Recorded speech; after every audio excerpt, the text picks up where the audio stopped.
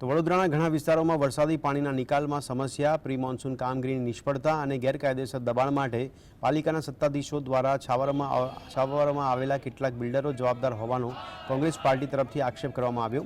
Pre monsoon કામગીરી માટે 65 કરોડ રૂપિયા ફાળવવામાં આવ્યા હતા, પરંતુ તેની શું કામગીરી કરવામાં આવી તેની સામે અનેક સવાલો ઉઠ્યા છે।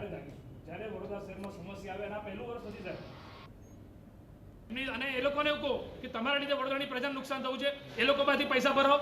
આજ સુધી વડોદરા શહેરમાં કોઈ પણ બિલ્ડર કે કોન્ટ્રાક્ટર સામે કડક પગલાં લીધા નથી, એટલે આ બધા માથે બેઠા છે। તમે વડોદરામાં એક ઉદાહરણ ઊભું કરો ને, તમે ઉડા સર્કલ પર જે ભૂવો પડ્યો, નવો સ્લેબ તૂટી ગયો, આજે વાહન વ્યવહાર ચાલુ હોત અને ત્યાંથી કોઈ જતું હોત, કોઈ જાનહાની થઈ હોત તો જવાબદાર કોણ હતું? કેટલો મોટો ભૂવો નહીં, એ તો મોતનો કૂવો હતો।